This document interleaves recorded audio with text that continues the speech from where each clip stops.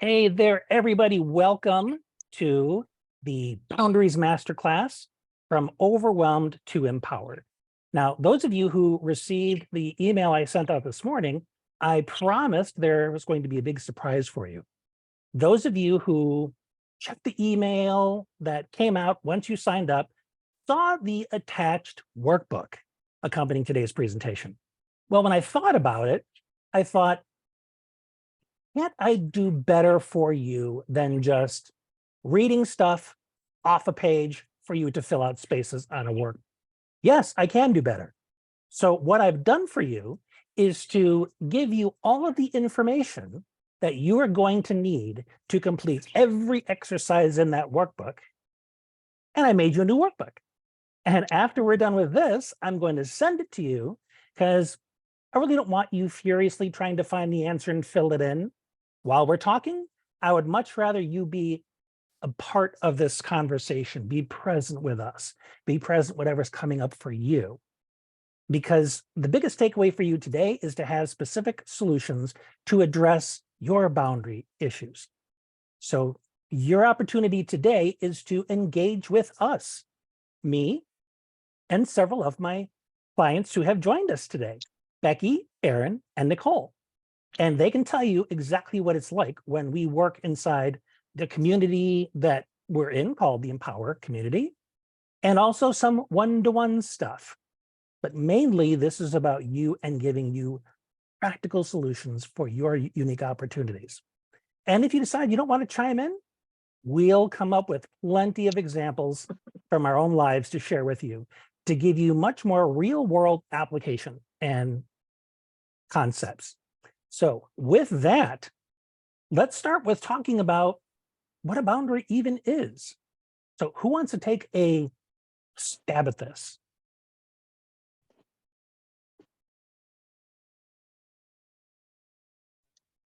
I'm going to jump in and say it's a path to sanity. Well, okay. Can you break that down a little bit for us?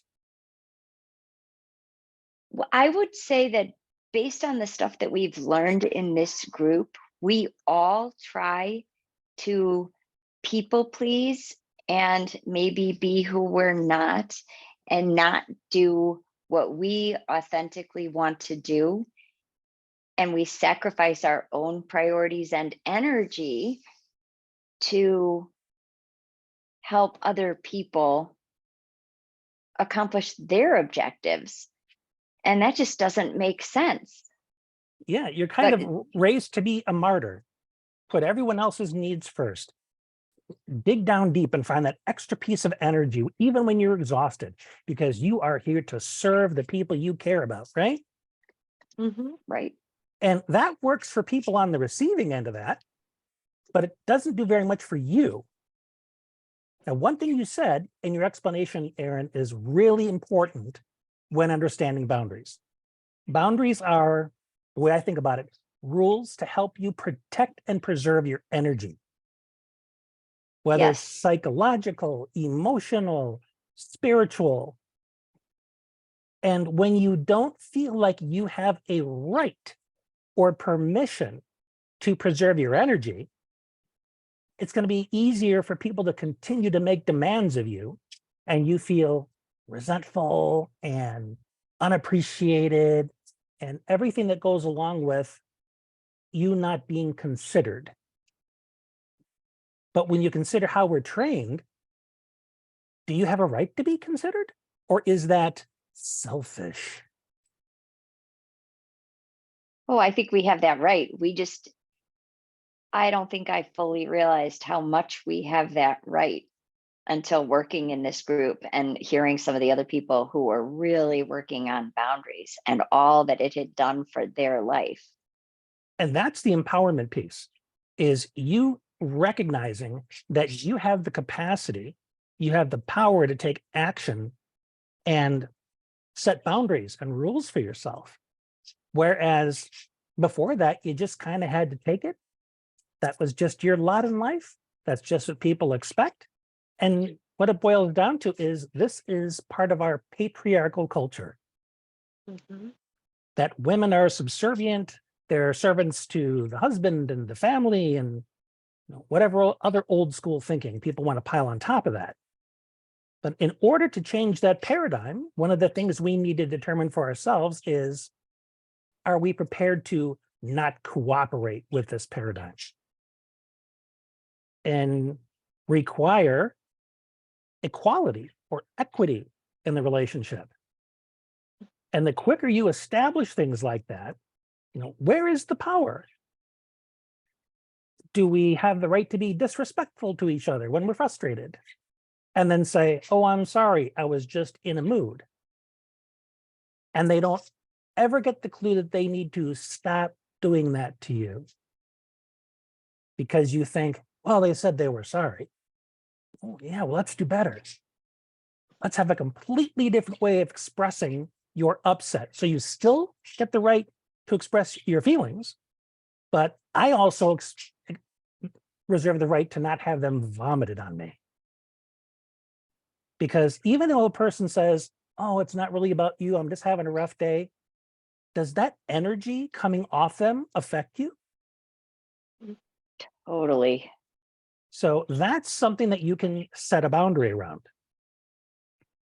How a person emotes.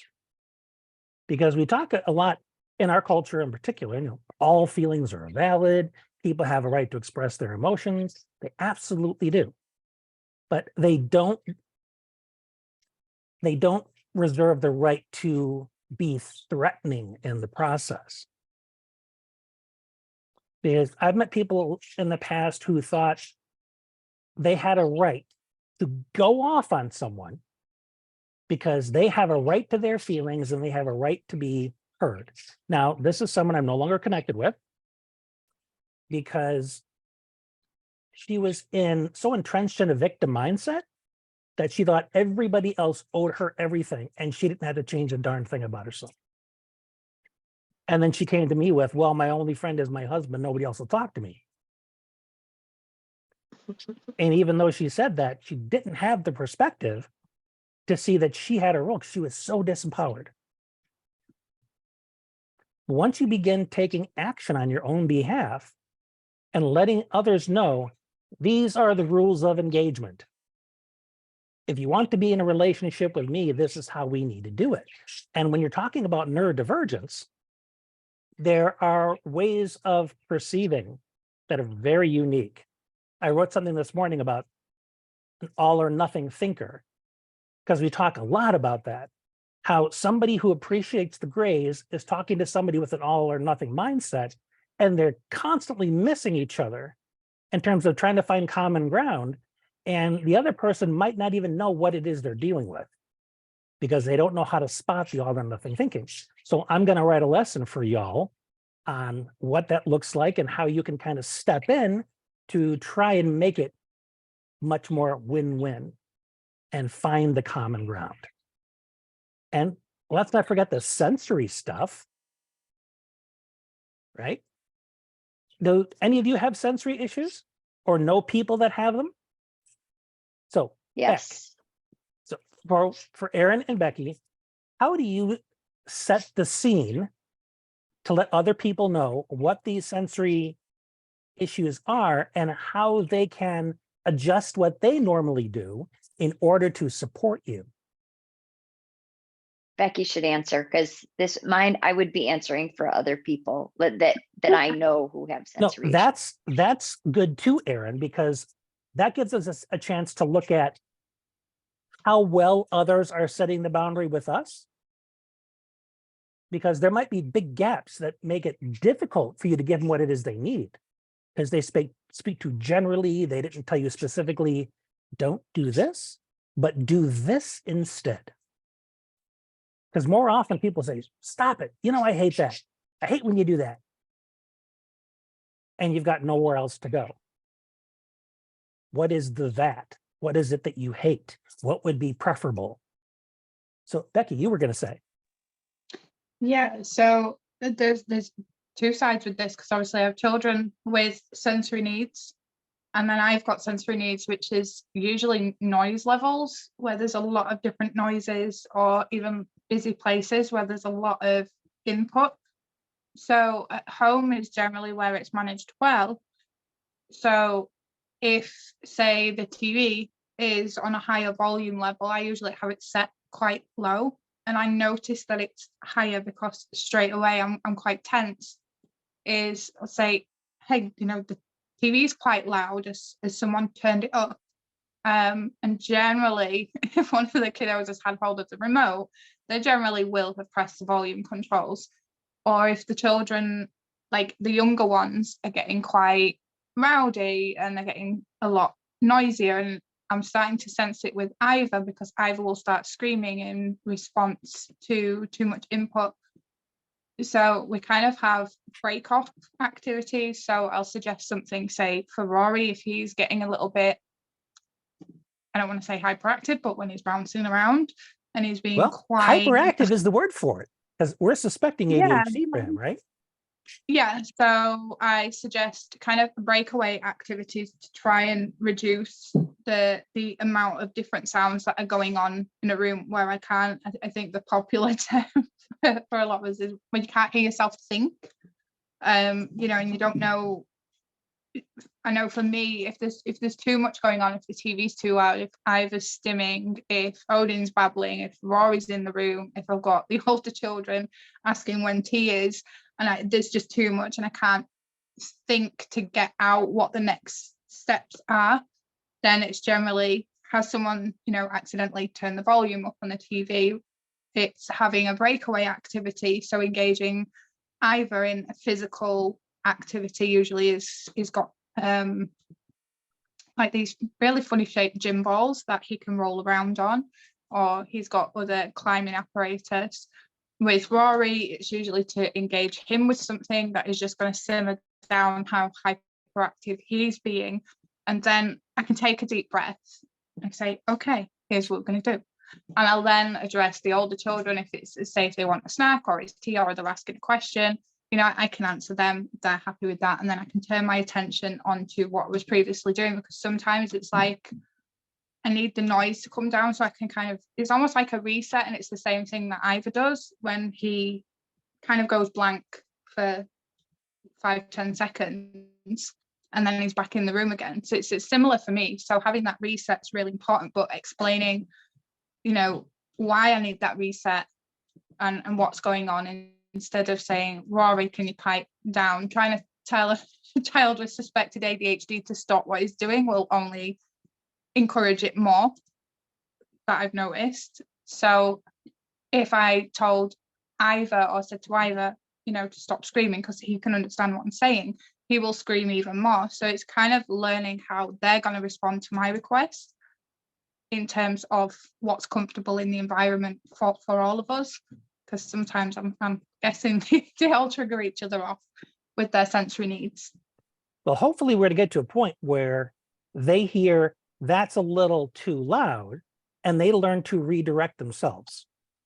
Yeah. As right now you're completely hands-on when it comes to compliance to give you the need.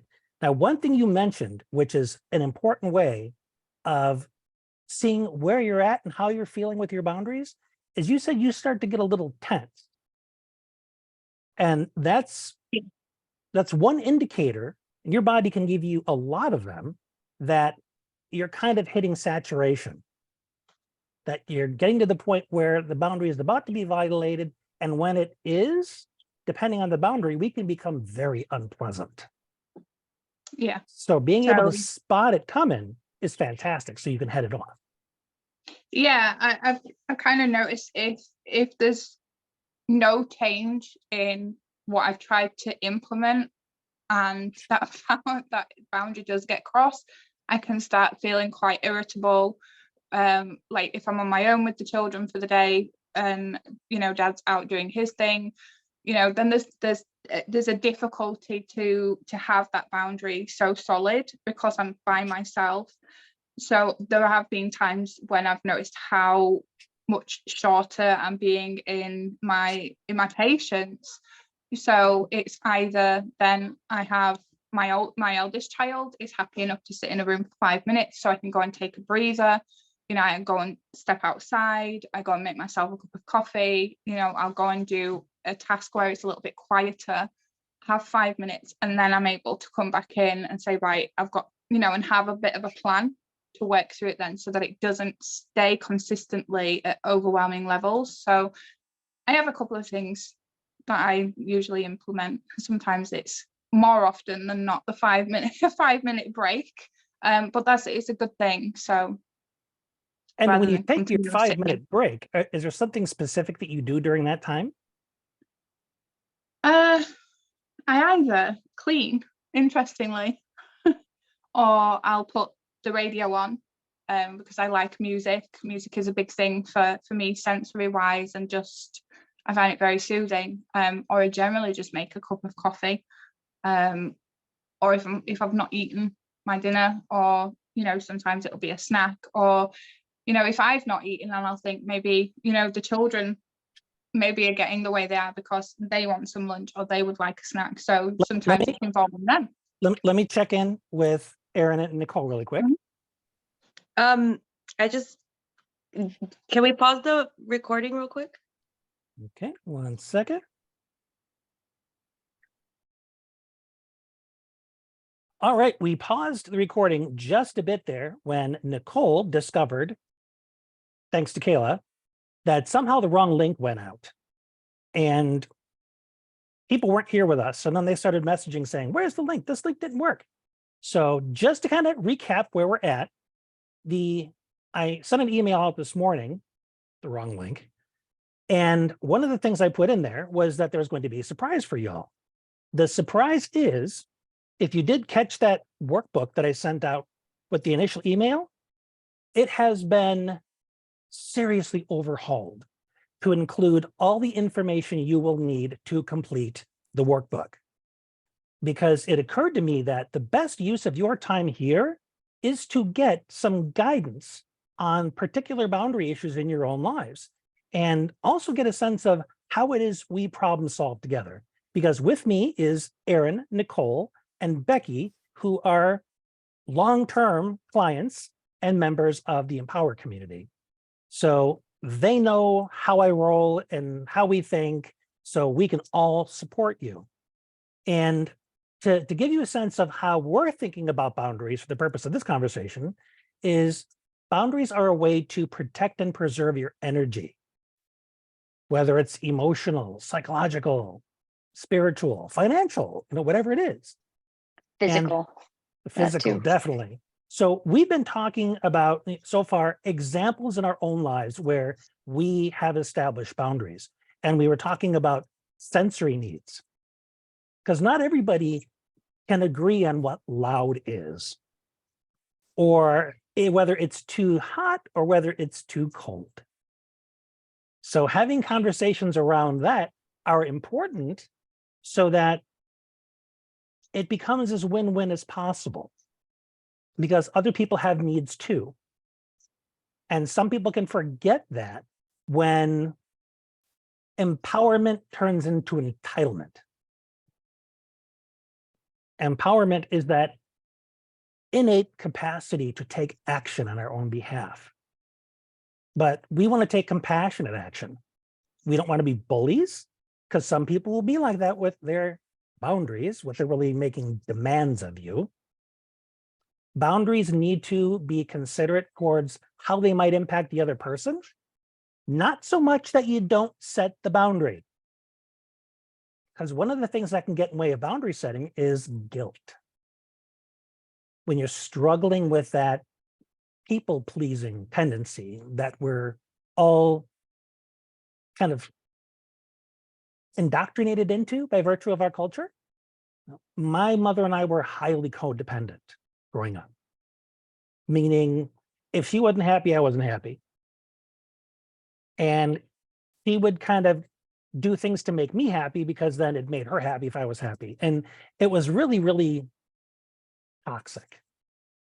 And when you're raised to people please, you're also led to think that you are responsible for other people's emotions. Now, Becky, you put in the chat that feeling guilt is the very reason to have that boundary in place. Can you say more about that? Yeah. So I am a recovering people pleaser. I'm not saying I get it 100% all of the time. Always a work in progress. I am a long, long way away from the people pleasing. But guilt was a big one for me to work through. So when I was feeling guilt, I realized it was coming from a place of responsibility, of having to rescue and fix and please. And when I couldn't do that, feeling that guilt was alerting me to the fact that the behavior I was engaging with was well in the people pleasing ways.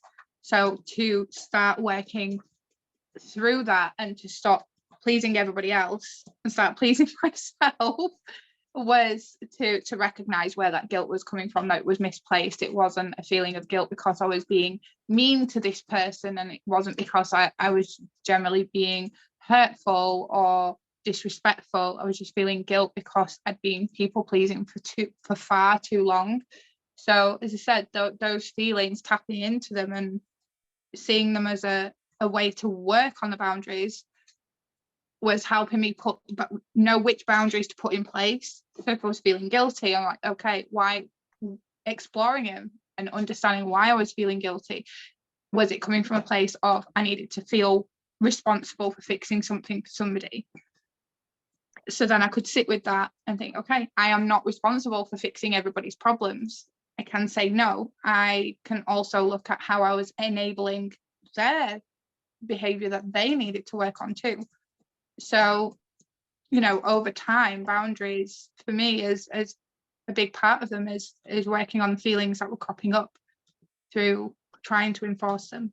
So Now, one thing you pointed out, which is really important here, is understanding that you're setting external as well as internal boundaries. So if you don't want to feel guilty about certain things, you need to set a boundary around that. So what, in your case, does that boundary sound like or look like? So if I go off the recent one that I am continually trying to communicate, and it just, I think everybody here and anybody on the replay will probably recognize it with someone in their life at some point, where you are communicating the boundary in a healthy way and they are just choosing not to take it on board. They're choosing to have selective hearing. They're not choosing to respect it or listen, and it's guilt tripping or it's manipulation. So the most recent one is I have had to become pretty much more blunt and say I am not a cash cow, because that's how I've been treated just lately, which fits right into your materialistic and your financial boundary. And that comes again on my part of the people pleasing, the rescuing, especially the rescuing and feeling sorry for somebody else's situation. So it has been simply, no, I can't do that. I can't do that this week, even though I've had the means to be able to do it. I have had to almost get comfortable with telling a white lie that I cannot borrow somebody money or whatever else they're asking for. And what I've noticed is this person is backing away from the friendship. So not in a rude way, they're just becoming more and more distant. So I'm seeing that as that is why the boundary was needed. And that is a potential consequence of a boundary that people want to avoid. The possibility that the dynamics of the relationship will change, including it ending. And if a person prefers walking away instead of honoring the boundary, that tells you a lot. Now, Bets, you mentioned in the chat that sensory needs is your number one priority. Anything you want to share with that?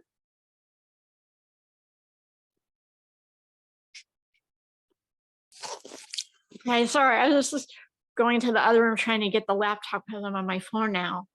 Yeah, I mean, for me, I'm after my brain surgeries, I'm very sensitive to lights, sounds,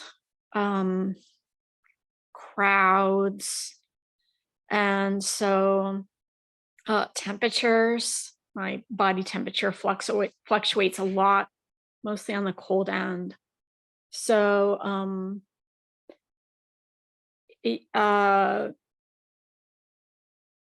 I learned I had to really let people know that, um, you know, the lights kind of everywhere I go, like the doctor, like I need the lights turned dim. I need to put earplugs in my ears. I need you to turn down the TV. And I formerly was very much a people pleaser. And but with the sensory things, like they're just non-negotiable. And I had to learn to speak up and tell people what I need in terms of having a comfortable environment in order to interact with them in the world. So this is at the level of what we call a requirement. Because you have requirements, you have needs, you have wants. The requirements are deal breakers. Like if you can't give this to me, I cannot be around you. Yeah. And in many cases, sensory needs fall within that parameter. Because in your case, Bets, it could throw you into a seizure. Yes, very much And, so. and that is out of the question. You do not want to have one. And you don't want to be around people that you have to worry about in terms of them saying, oh, I love this tune, crank it up. You know, that's not going to work. So when you explain this to them, how do you let them know that this is something that you require?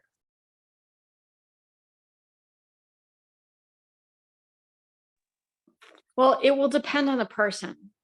So my immediate, friends and family, they're now pretty well uh used to this. My needs, I guess my requirements, I never thought of them as requirements. So that's mind blowing right there, Brian. Thank you.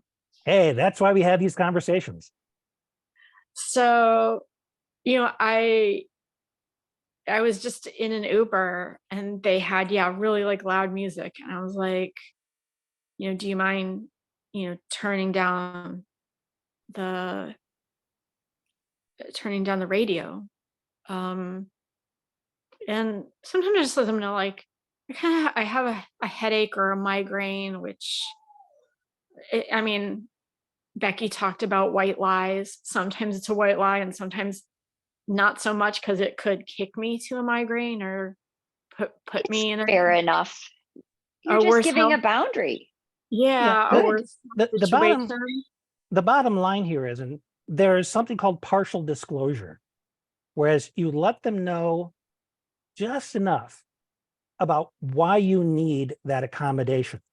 You don't have to give them your medical records, your life story. You don't have to prove it. So Yeah. you can say something along the lines of, oh, I know you don't know this, but I have an issue with sound that when it's at a certain level, I run the risk of having a migraine or worse. So would you mind if we turned it down just for now? Yeah. And the Uber people, they're, for the most part, they're service based. They know that they're going to get a tip.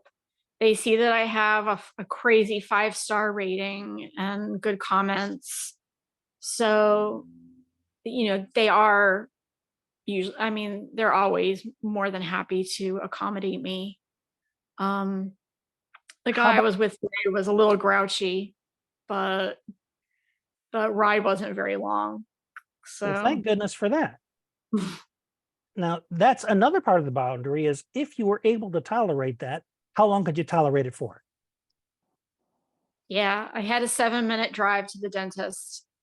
And that was kind of like, I mean, that when the music wasn't as loud as it was, the style of music was very harsh on my ears. And so, yeah, there was like, kind of like, I know I'm going to leave this car in like 7 minutes, or else I'm going to have to ask him to turn off the radio or to change the radio station. Okay. So you are prepared to kind of up the ante if need be. Yes. Very cool. because, you know, I I actually tried to get out of my dentist appointment so I could be here longer for this. And also because I kind of didn't yeah, I do carry sunglasses. Oh, I actually have some special FL41 pink lensed glasses. Um they're they're in my bag because I literally just kind of came in from the dentist. Um but yeah, you know, I tried to kind of get out of the dentist today, and they're like, well, my next appointment's not till August. I was like, well, that's non-negotiable because I have to take care of my teeth. So how am I going to take care of my teeth and not have a seizure? So I had to be today very protective with my energy. I slept in late. I I you know, just kind of chilled here so that I could get to the dentist and get back. And that was like my only goal for today was like, I just need to go to I need to go to the dentist. I need to come back with no issue. And I had to set up myself for 2 days to be able to do that. Because you know, there was no postponing for me for the dentist. And obviously I want to have a beautiful smile. So uh, I I picked the dentist. So one thing you really And demonstrate well with that, Bets, is how big a role boundaries plays in self-care and us being able to show up as our best selves, having our needs met, as opposed to always operating from an empty bucket. So how do the people around you outside of Uber respond when you set these boundaries, Bets? I mean, I'll say my family is the worst. Wow, that's a Um, familiar story, isn't it, folks? The ones who know you best, supposedly, are the ones who get it the least. yes. Crazy making. Um, and kind of same thing, you know, there was a pattern of people pleasing and dysfunctional relationships. And I, you know, I just got to the point through very serious health issues that like I cannot operate this way anymore. And I am pulling myself out of this family dynamic, and I'm getting the help that I need to keep myself physically healthy and emotionally healthy, mentally healthy, and spiritually healthy. And I hope that this helps, you know, you go and get help as well. But I can't continue in this role um, because it's literally like I have life or death issues. It's a requirement. Yeah. Hold up, those are my dogs are playing, so you hear Oh, them. they're saying, "Oh, we're right with you, Mom, all the way, 100%." Now, one thing that's important for us to tap into is why we don't set boundaries or why we have issues with it. Are there specific risks involved in setting boundaries that keep you from doing it?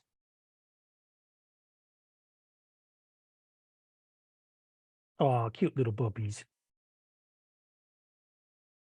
Well, you know, the folks out there who don't like conflict, right? And what could come from setting a boundary with someone who might push back? How do you feel Like about you, setting a boundary under those circumstances?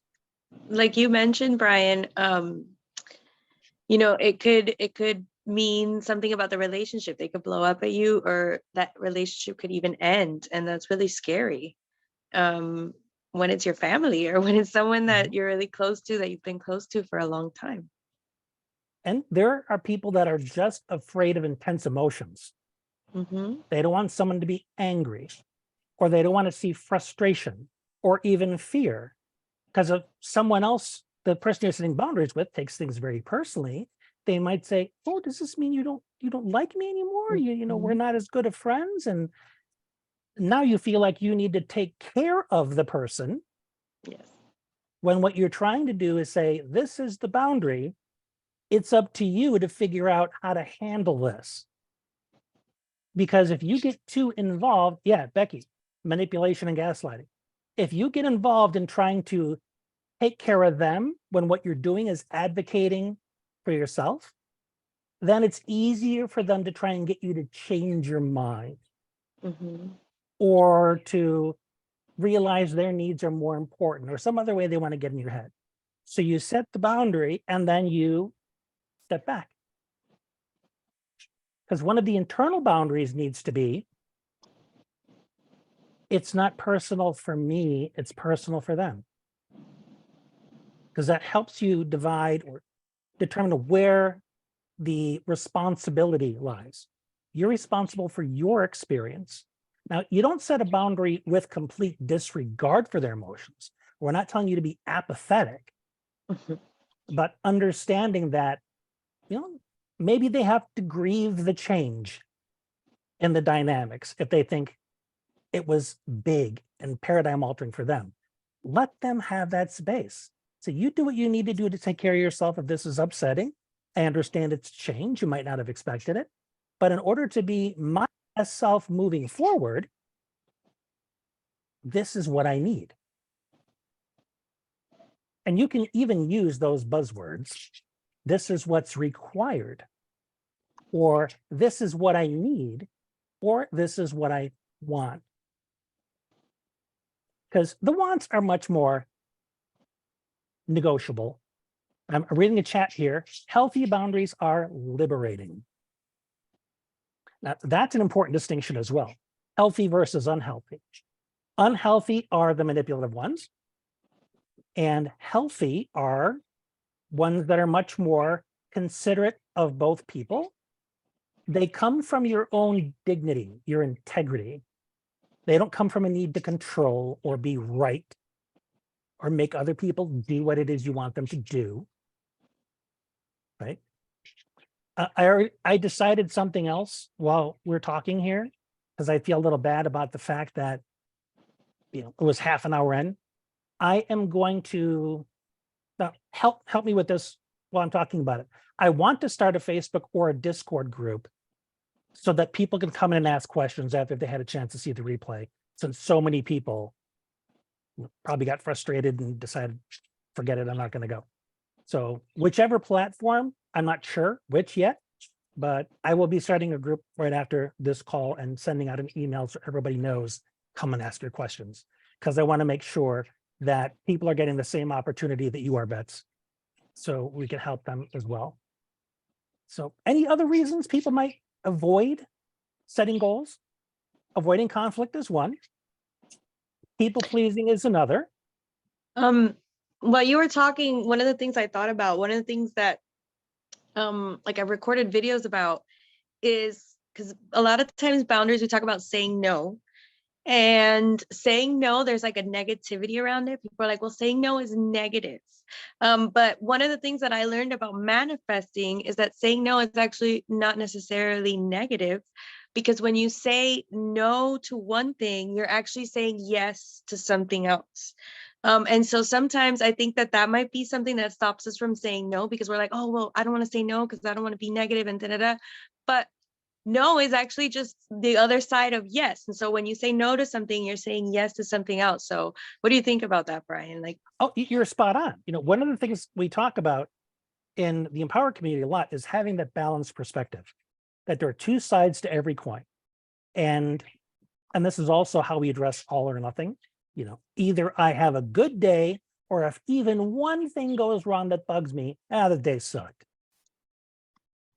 Because it's like putting one drop of dirty water in a bucket.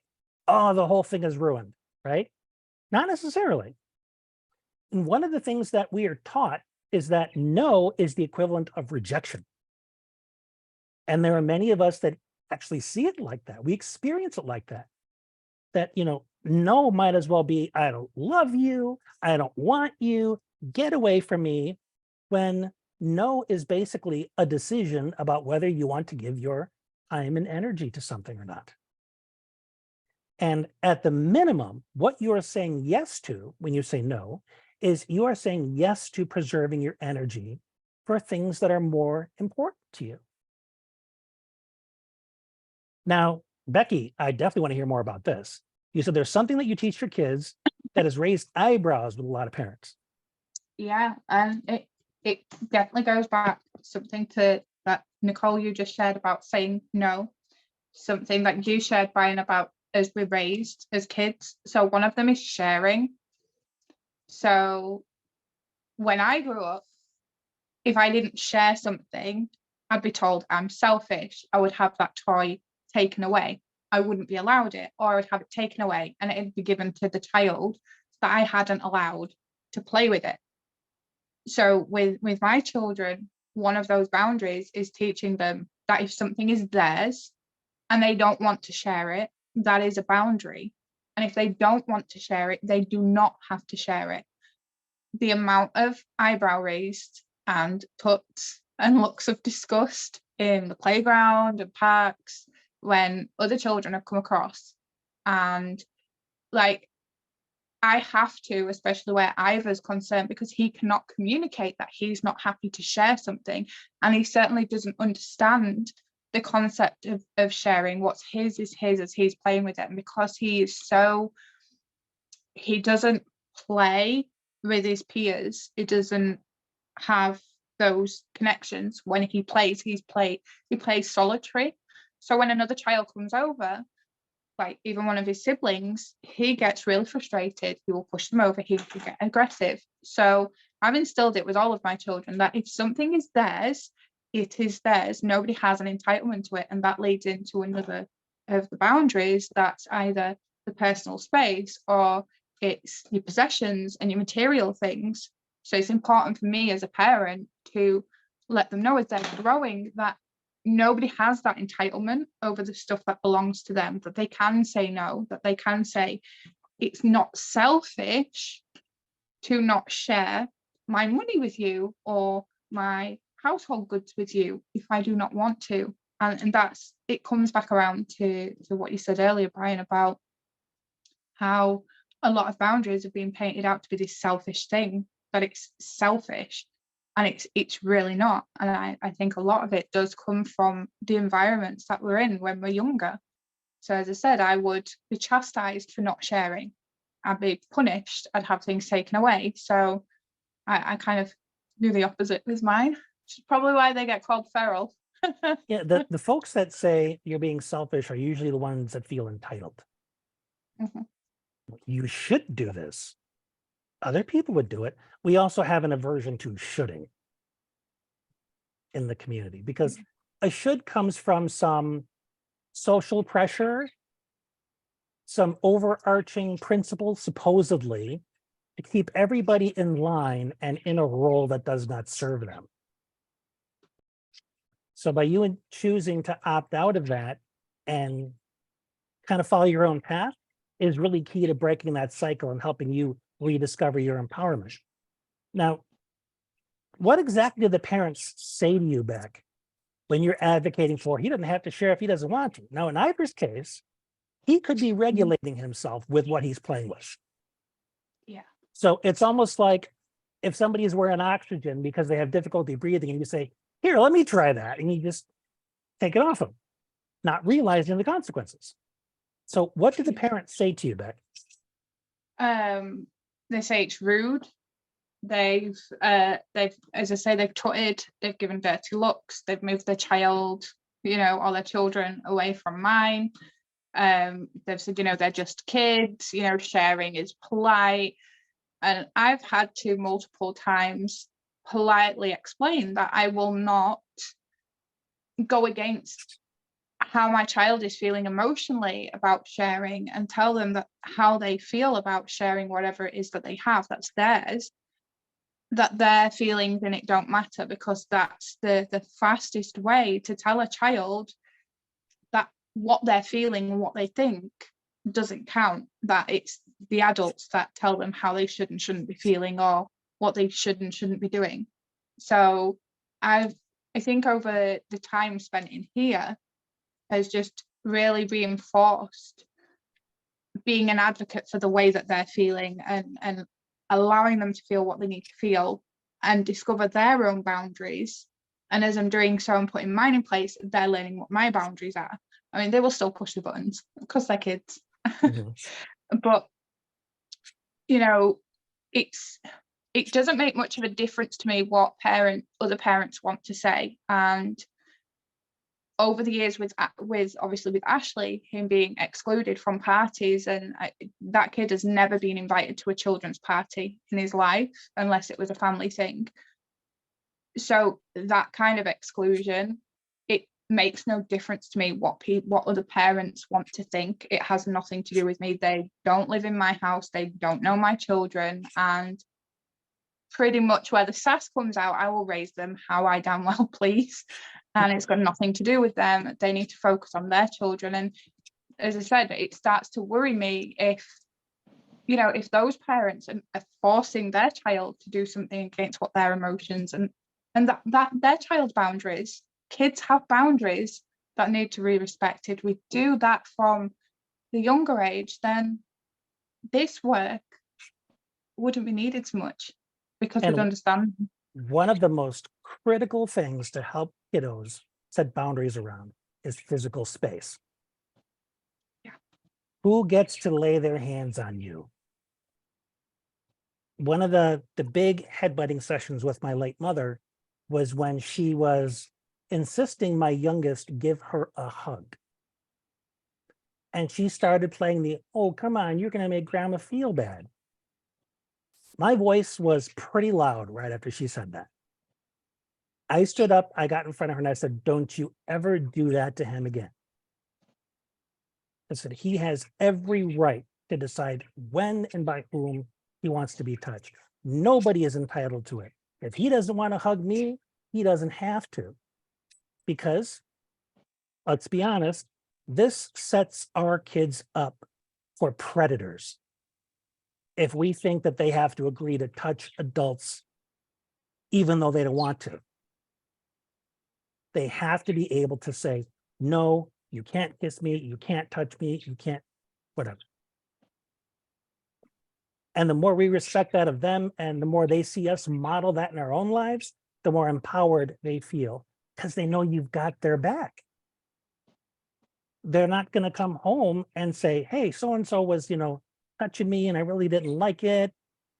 What if the parent said, well, I hope you were respectful about it. You don't want to be rude. I don't want people to think I'm raising you to be rude. And some people will turn it into that. And then the opportunity to praise the child for self-advocating and for standing by their values, that's completely lost. It's like when the mothers were saying to you, Bex, but it's rude.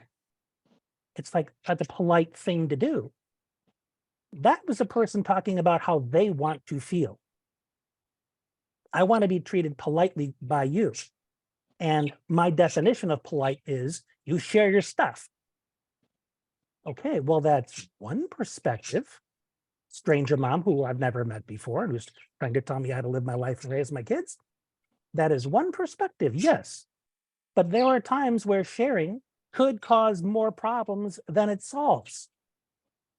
This is one of those times. We're going to avoid that. If you don't understand, that's unfortunate, but that's not a criteria either. This boundary is going to be enforced whether you get it or agree with it. And fortunately, they self-extricated.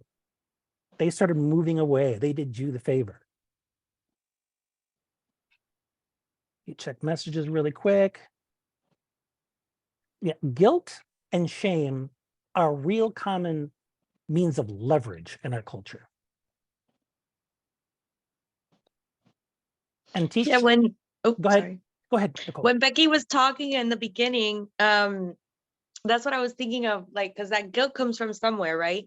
And it's from the adults in our lives who used to use those phrases. Well, if you don't do this, it means this, or be a good girl, or, oh, are you gonna, you want to be bad, blah, blah, blah. So all of those guilt trips that they would give us when we were little in all the forms, and we carry that with us, like even society, whatever our teachers might have told us. Because the guilt comes from somewhere. It's not like, I don't think it's supposed to be innate. Like, and like you said, it's the patriarchal society. So this is something that really is deeply ingrained in us since we're little. Like this is what we're taught. Yeah, the shame and So guilt I'm are, so grateful for you, Brian. oh, and for you as well, Nicole.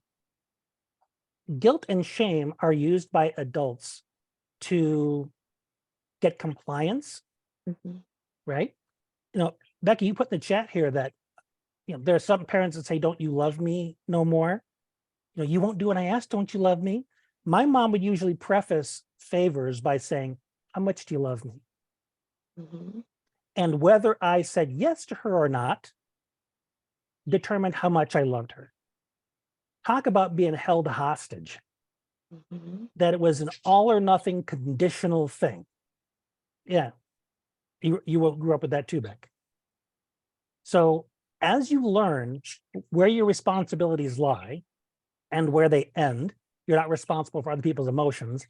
Not to say that you don't want to be cognizant of the fact that you may do something that results in their emotion, because again, we're not being apathetic. You're approaching it from, I understand this may be upsetting for you, and I'm doing my best to try and spare you great upset, but I can only do so much.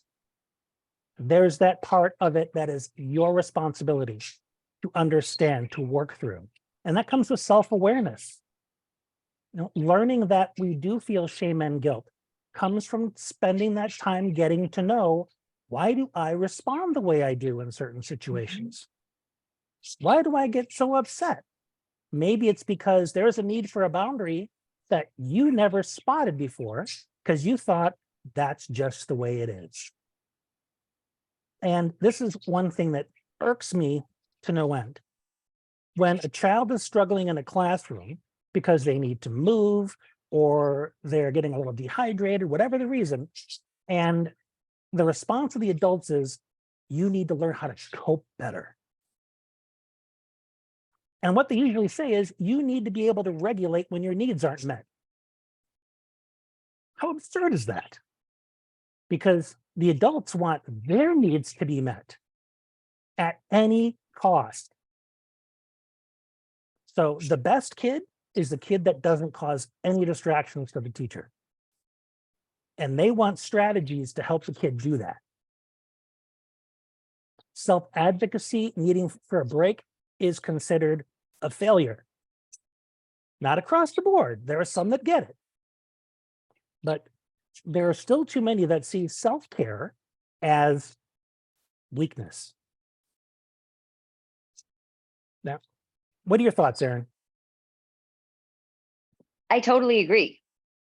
I just think, and I really do think that I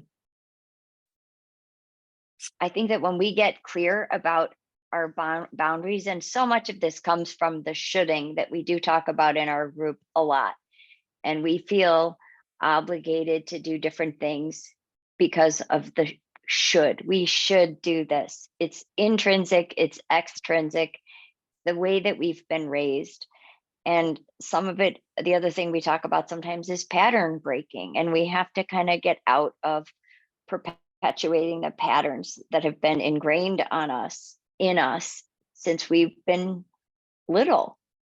And not enough people, when you talk about kids in school, teachers do just want you to be still, and they don't look at what the unmet need is in someone. So instead, if people would just look at what is the unmet need, what do these people need, then everybody would be better off. But Amen to to that. me, it's the shoulding.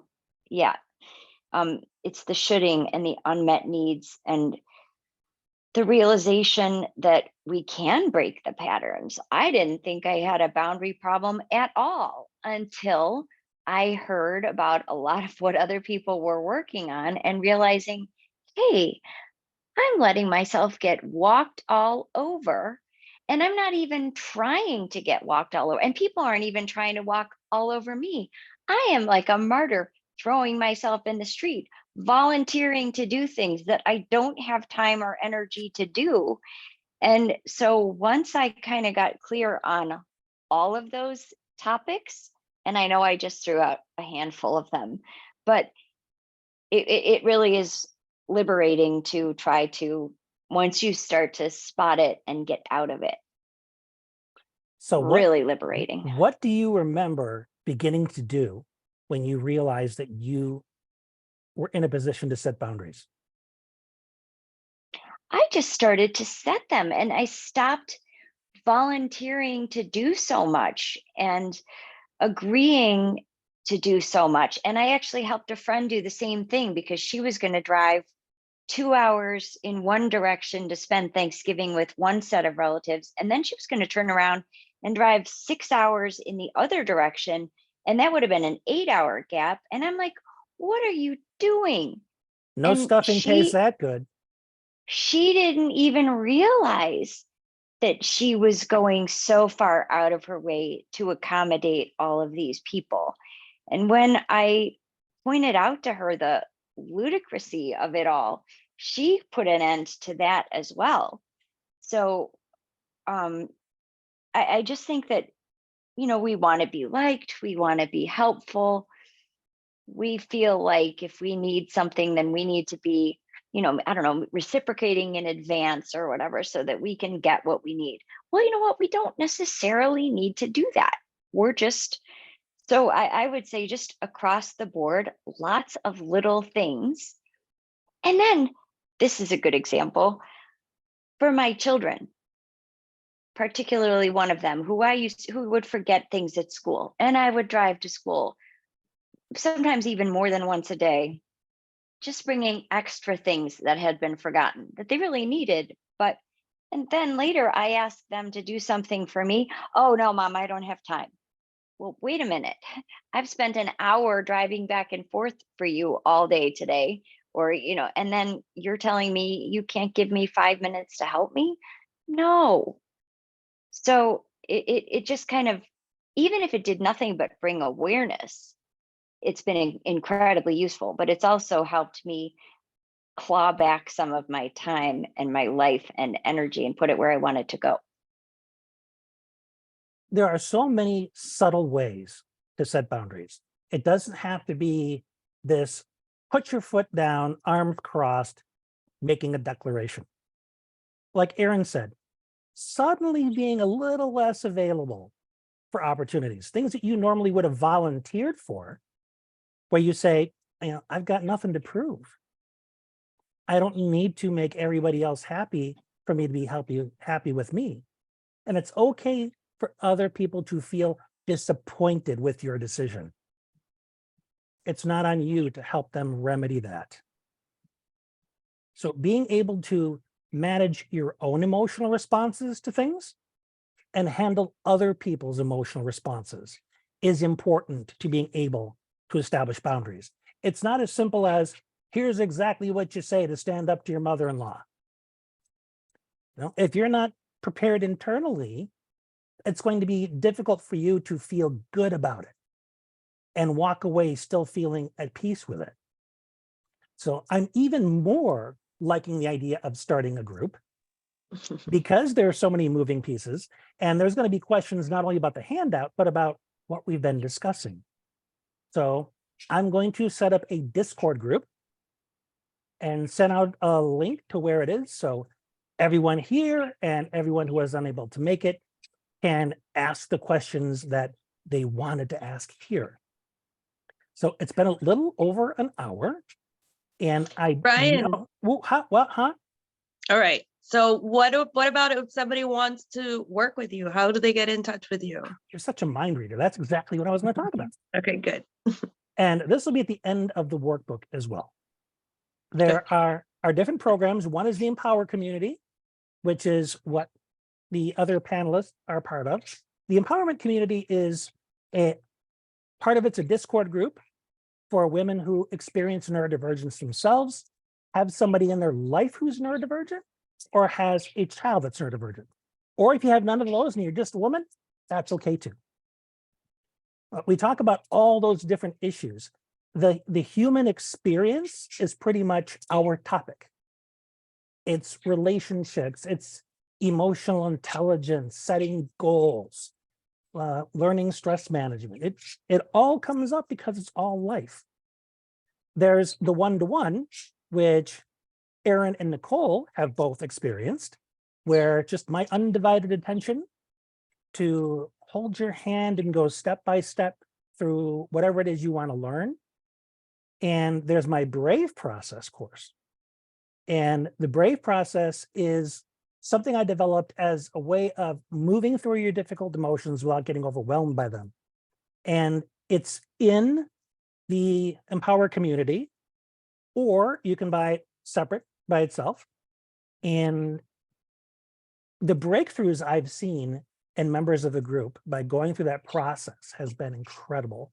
Yeah. You want to share something about that, Nicole?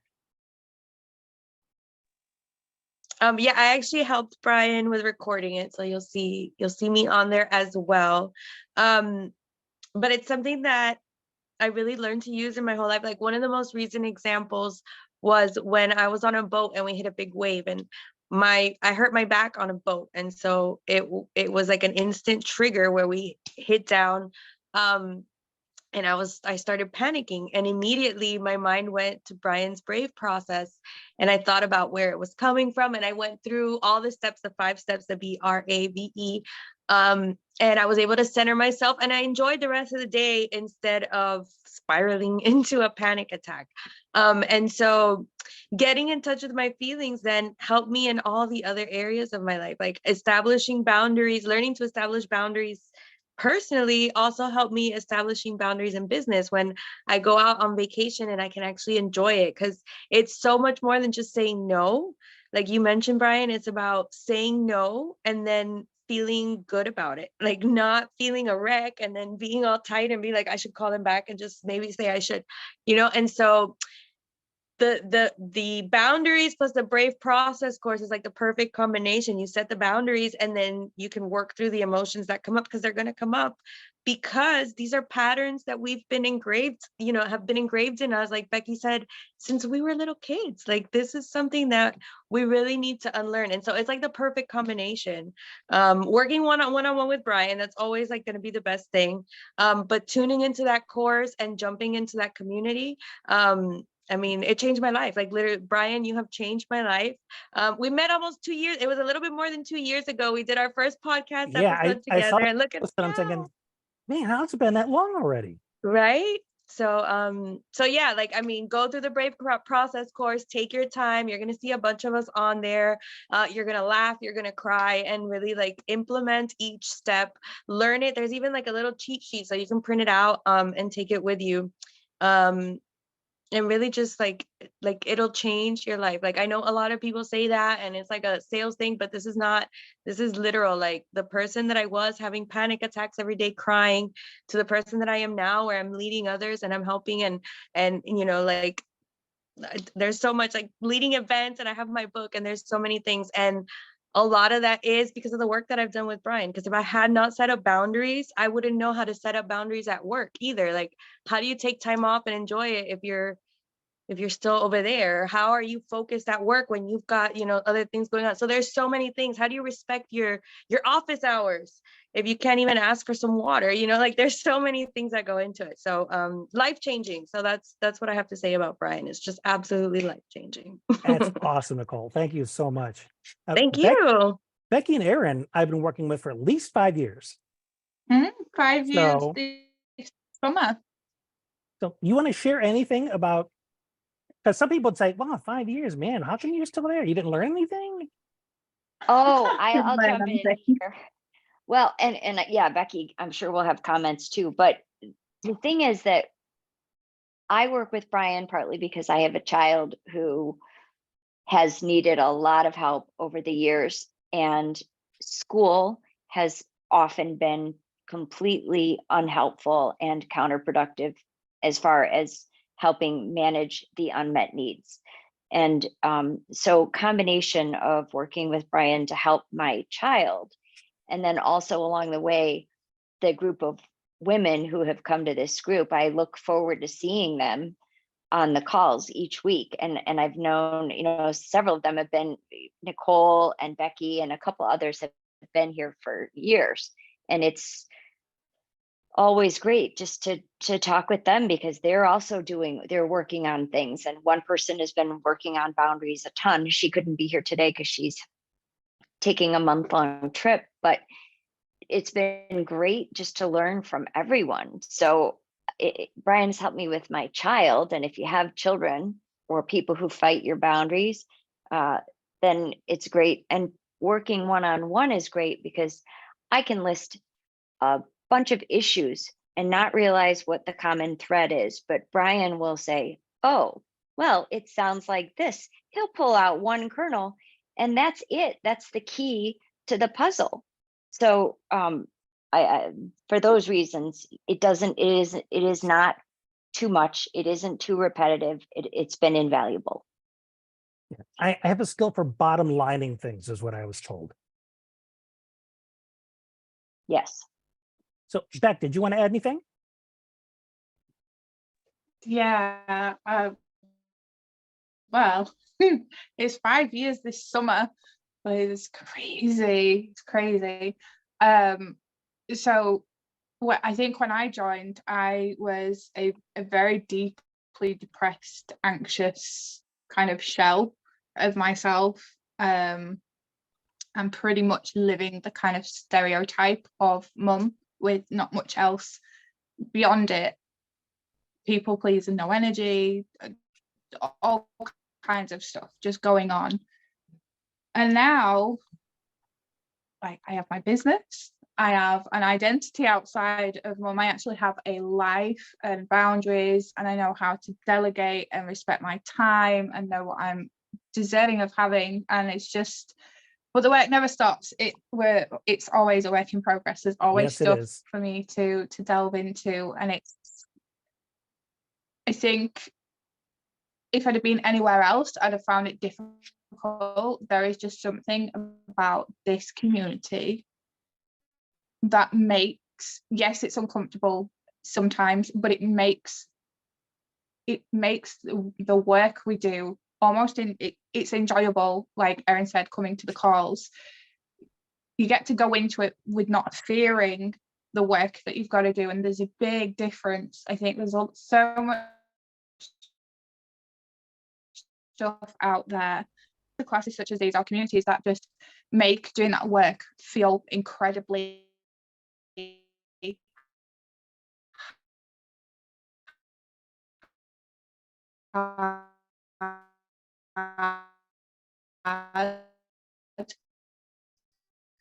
and to want to do that work without that fear attached to it. So yeah, it's definitely liberating, as Erin said earlier as well, delving into who you're becoming, who you're getting to be. That's the excitement part. And I think that's probably the flip side. That's probably kept me here for such a long time and become part of the furniture. I ain't going. So and the built-in support. We all have everybody exactly. cheers for each other. The culture of the community is key here. It's safe. People don't have to worry about being shitted on. You should do this. You ought to do that. Nobody is the smartest kid in the room. We're all curious and learning from one another. And we don't tell people what to do. We offer ideas. So people always remain in charge of their own life. And it's very safe because you can show up as you are and no one's going to tell you you're wrong for being that way. We're helping each other just be curious about ourselves and our feelings and our lives and the options that are available to us. And in many ways, it almost feels a little like play. And I imagine, Beck, you feel known, you feel seen. And having not only that culture, but choosing people to be in the community who I know fit well with that culture is key. So someone can't just say, all right, I want to join. No, there's a little bit we need to go through first to make sure it's not only a good fit for you, but it's a good fit for the community. Because if someone's going to come in and bring a lot of drama, been there, done that, not doing it again. And that's a beautiful example of boundaries in business. Yeah, Yeah. sometimes you got to fire a client. Mm-hmm. Yeah. Now, with that, we could always talk for many more hours, but I hope that what we have discussed today ignites some curiosity or gives some aha moments around what your options truly are in being able to take care of yourself. Oh, yeah, you are fiercely protective and loyal to the community we built together. Heck yeah. When people trust me to be in their life and advise them, I hold that so sacred that I want to make sure that I show up in a way that they never regret that decision. So what was I saying before that? Totally spaced. Oh yeah, we could talk for hours, but Oh, yeah. hopefully there's enough here to trigger some questions. And like I said, I'm going to go set up the Discord group, which will probably take me 10 minutes because I want to include that link in the follow-up email. But any questions that are generated by this conversation, ask them there so we make sure that you get the best use of the workbook that I provided and the conversation that we've had here. So with that, in spite of the tech glitch, thank you for those of you who were able to make it on the call and for being a part of the conversation. And I look forward to staying in touch on Discord. Have a good day. Thank you, everyone. Thank you. Thank you. Bye. Bye.